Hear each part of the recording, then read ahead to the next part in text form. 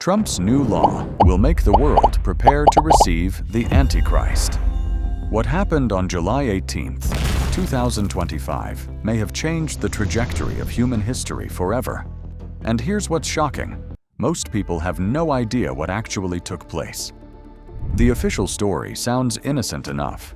President Trump signed something called the Guiding and Establishing National Innovation for U.S. Stablecoins Act, also called the Genius Act. Politicians praised it as making America the crypto capital of the world. But here's what they didn't tell you. This law creates something that has never existed in American history: a federal regulatory framework that gives the government unprecedented control over digital money. And when I say control, I'm not talking about the kind of regulation we're used to. You will be shocked when you find out the 5 ways this act is very similar to Revelation 13.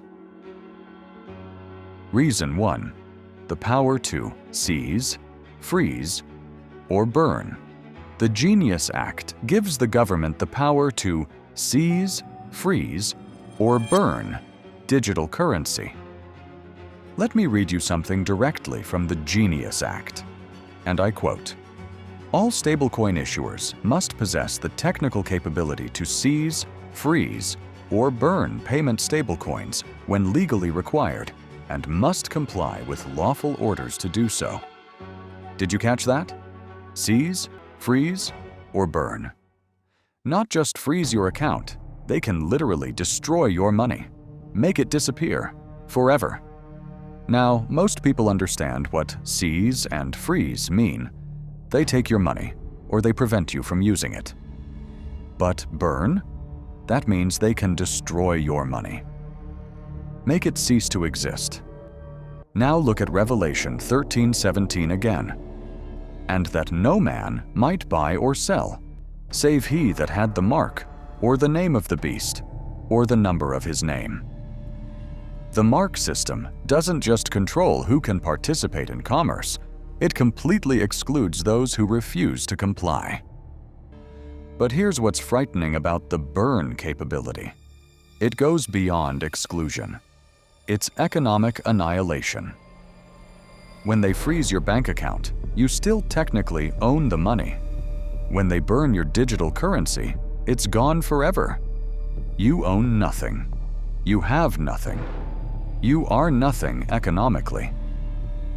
Think about this biblically.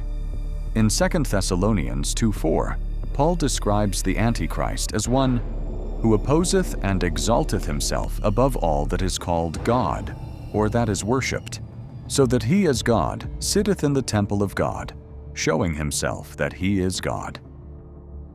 The Antichrist will demand worship. He'll demand absolute submission. And what's the most effective way to force submission? Control over basic survival needs. Food, shelter, medicine. Everything you need to live requires money. And if they can burn your money for refusing to worship, they've created the perfect coercion system. Which brings us to reason number 2. And this one should shock every student of biblical prophecy. Reason 2. Both parties' acceptance. The world united. The Genius Act passed with unprecedented bipartisan acceptance, revealing how the world will unite under certain systems. When was the last time 308 House members voted together on controversial legislation? Now, look at what Revelation 17:13 tells us about the end times.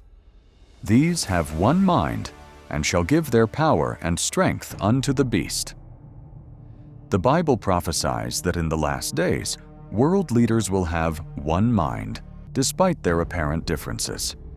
They'll unite behind the beast system, even though they disagree on everything else. And that's exactly what we're seeing with digital currency legislation. But it's not just America. This unity is global. According to the Atlantic Council, 137 countries representing 98% of global GDP are exploring digital currencies. Think about this. Countries that have political differences are building compatible digital currency systems. Countries that fight over territory, trade, and ideology are cooperating on financial technology. It's as if an invisible force is driving them toward the same goal despite their surface-level conflicts. Psalm 2:2 describes this phenomenon perfectly. The kings of the earth set themselves, and the rulers take counsel together, against the Lord and against His anointed. World leaders will unite in opposition to God, even when they can't unite on anything else. And Daniel 7:23 tells us that the fourth kingdom shall devour the whole earth and shall tread it down and break it in pieces. Not part of the earth, not some nations, the whole earth. Universal dominion requires universal cooperation, and that's exactly what we're seeing with digital currency adoption. Reason 3. The Cashless Society Highway. The Genius Act accelerates the elimination of cash, destroying the last refuge of financial privacy. And here's what most people don't understand. This isn't just about convenience or efficiency. This is about eliminating your ability to conduct any financial transaction without government knowledge and approval. The Genius Act is specifically designed to make digital currency more mainstream and trustworthy. But here's what they're not telling you. Once cash disappears, anonymity disappears, privacy disappears, financial independence disappears. Notice that the mark isn't just required for some transactions. It's required for all buying and selling. That's only possible in a completely cashless society. As long as cash exists, people can still transact without the mark. But once cash is eliminated, the mark becomes mandatory for economic survival. And we're watching this happen in real time. Sweden is already nearly cashless. Most businesses won't even accept cash anymore. China is rapidly eliminating cash in favor of digital payments. The European Central Bank is planning to phase out large denomination euro notes. And now, America is building the infrastructure to make digital currency more attractive than cash. This isn't happening by accident. This isn't natural market evolution. This is deliberate construction of the infrastructure needed to fulfill biblical prophecy about the mark of the beast. Digital currency under the Genius Act is programmable, meaning the government can control not just whether you spend money, but what you're allowed to spend it on. Here's what programmable money means in practical terms. Digital currency can include software instructions that automatically prevent certain types of transactions. The money itself can be programmed to refuse to work for purchases the government doesn't approve of. The money literally won't function for purchases the government opposes. But it goes beyond just blocking purchases. Digital currency can be programmed with expiration dates, geographic restrictions, and even time-based limitations. Your money could stop working after a certain date to force you to spend it quickly. It could only work in your home city to prevent travel. It could be disabled during certain hours to control when you're allowed to make purchases. Now, look at what Daniel 3:5-6 tells us about Nebuchadnezzar's control system. That at what time ye hear the sound of the cornet, flute, harp, sackbut, psaltery, dulcimer, and all kinds of music, ye fall down and worship the golden image that Nebuchadnezzar the king hath set up. And whoso falleth not down and worshippeth shall the same hour be cast into the midst of a burning fiery furnace. Notice the phrase, the same hour. Immediate punishment for non-compliance. No trial, no appeal, no delay. Instant consequences for refusing to worship. Programmable money creates exactly that kind of immediate control. If you refuse to comply with government demands, your money can be programmed to stop working instantly. You can't buy food. You can't pay rent. You can't purchase medicine. Immediate economic punishment for political or religious non-compliance. But here's what I want you to understand about this programmable control. It's not presented as oppression. It's presented as protection and convenience. We're programming your money to prevent fraud. We're adding expiration dates to stimulate the economy. Every tyrannical measure is sold as beneficial. Every restriction is presented as protection. And that's exactly how the mark of the beast will be marketed to the world. Which brings us to reason number 4. Reason 4. The false peace and prosperity promise. And here's what makes this so deceptive.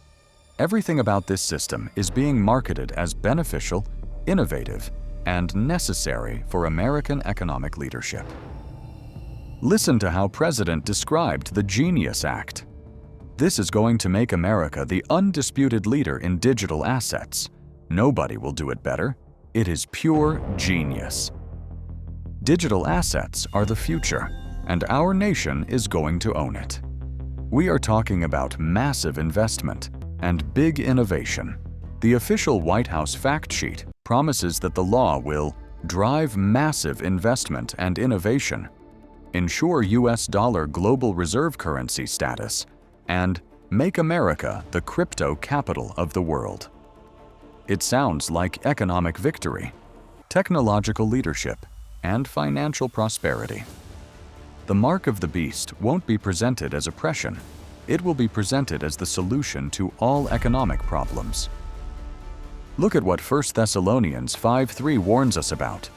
For when they shall say, peace and safety, then sudden destruction cometh upon them, as travail upon a woman with child, and they shall not escape. The cry of peace and safety immediately precedes sudden destruction. And that's exactly what we're hearing about digital currency systems. Financial safety through government oversight. Economic peace through technological innovation. Prosperity through digital transformation. But here's what's really deceptive about this promise. The system actually creates the problems it claims to solve. They promise financial stability while building technology that can instantly destroy anyone's wealth.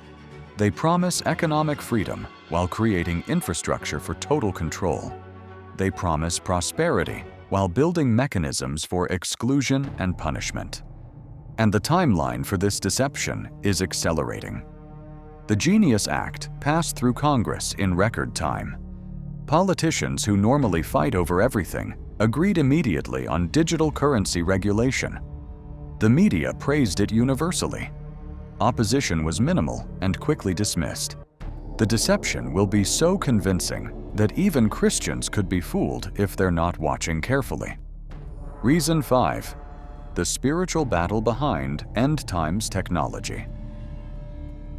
The end times Antichrist system represents a spiritual battle where Satan uses technology to challenge God's sovereignty over human hearts. And here's what I want you to understand. The mark of the beast isn't ultimately about economic control. It's about spiritual allegiance. It's about forcing humanity to choose between worshiping God and worshiping the beast. Ephesians 6:12 tells us the truth about what we're really fighting. For we wrestle not against flesh and blood, but against principalities, against powers, against the rulers of the darkness of this world, against spiritual wickedness in high places. This isn't just about politicians and bankers and technology companies. This is about spiritual forces of evil using human institutions to wage war against God and His people. Revelation 13:8 tells us who will worship the beast, and all that dwell upon the earth shall worship him, whose names are not written in the book of life of the Lamb slain from the foundation of the world. Notice that it's not everyone without exception.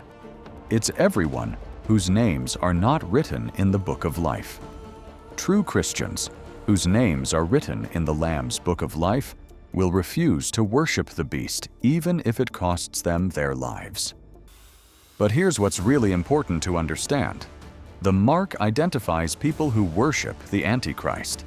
According to biblical prophecy experts, Satan will use it to create a union between the worlds of finance and religion. Economic participation will require spiritual submission. You won't just need the mark to buy and sell. You'll need to worship the beast to get the mark.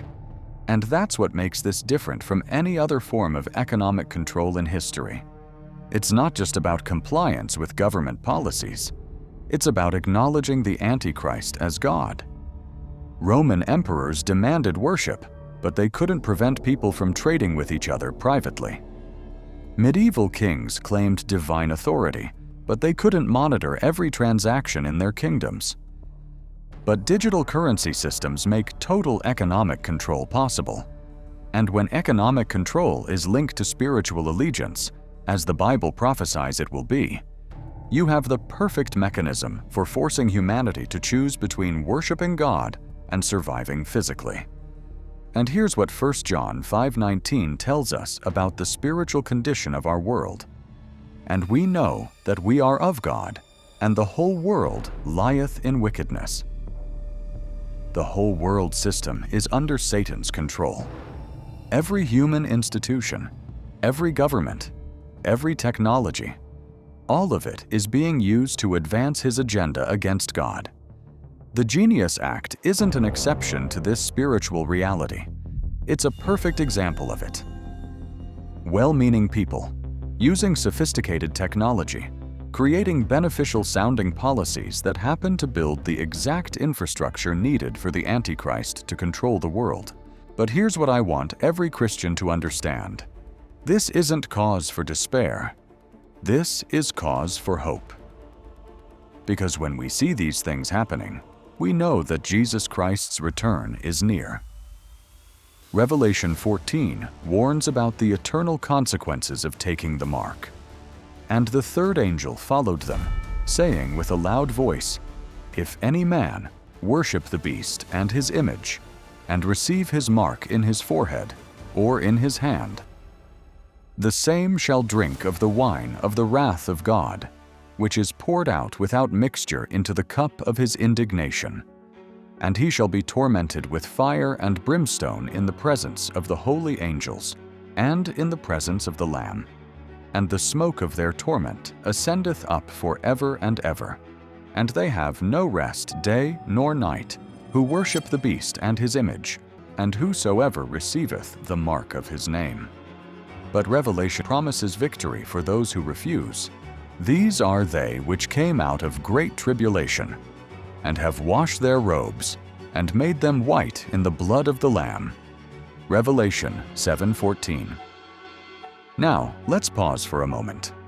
After everything we've just talked about, the loss, the rejection, the hunger, the persecution, the loneliness, there is one thing that makes it all worth it. Heaven will never forget the ones who refused the mark. The Bible doesn't just say they survive. It says they are honored, celebrated, crowned, rewarded, remembered. And they lived and reigned with Christ 1,000 years. Revelation 24. This isn't just surviving. This is ruling. Those who stood firm in the darkest hour, when the beast ruled the earth, when buying and selling were banned, when death was around every corner, those people will be seated next to the King. They won't be in the back row of heaven. They'll be on the front lines of the kingdom. White robes, golden crowns, new names, and thrones of glory. To him that overcometh will I grant to sit with me in my throne. Revelation 3:21. Earth took everything from them. Heaven gives it all back, and more. In ancient Rome, only royalty and high priests could wear all white garments trimmed with gold. Revelation describes martyrs in robes of white, not borrowed righteousness, but rewarded righteousness. These aren't just forgiven believers. They are overcomers. They didn't just say they loved Jesus. They proved it. With their tears, with their pain, with their blood, with their lives. And Jesus doesn't forget that. Blessed are the dead which die in the Lord. that they may rest from their labors, and their works do follow them. Revelation 14:13.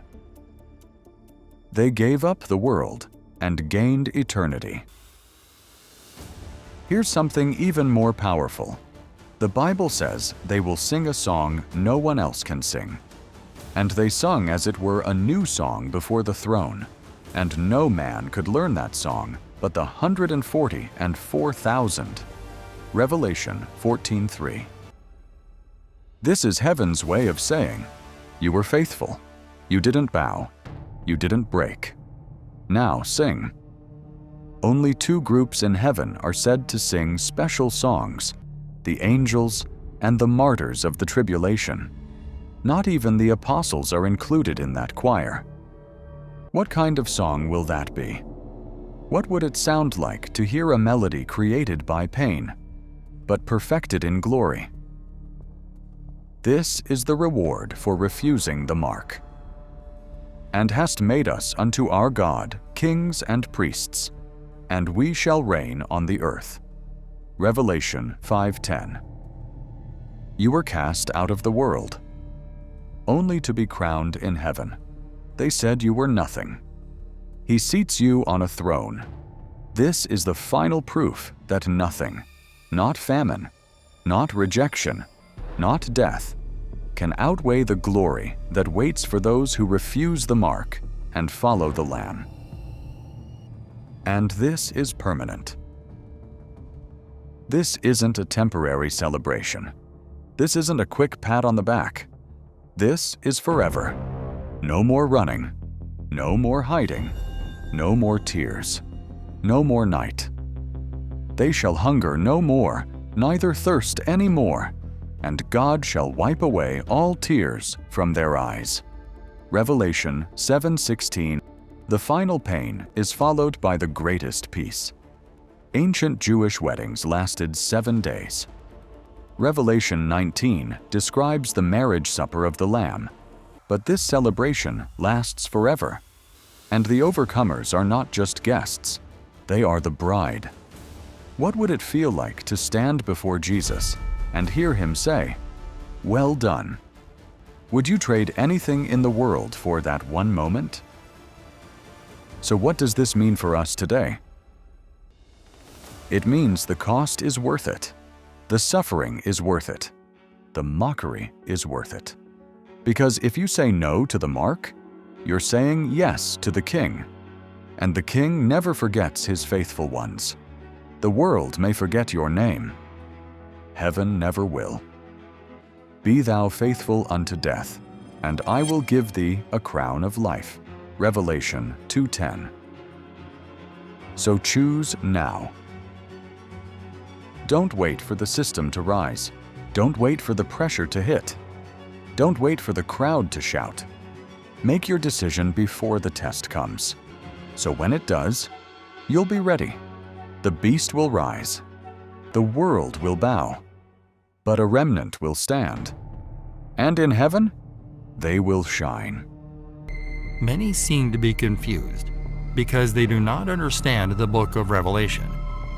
However, what if there was an animation showing the entire book? Well, we created that. And to watch that, click here.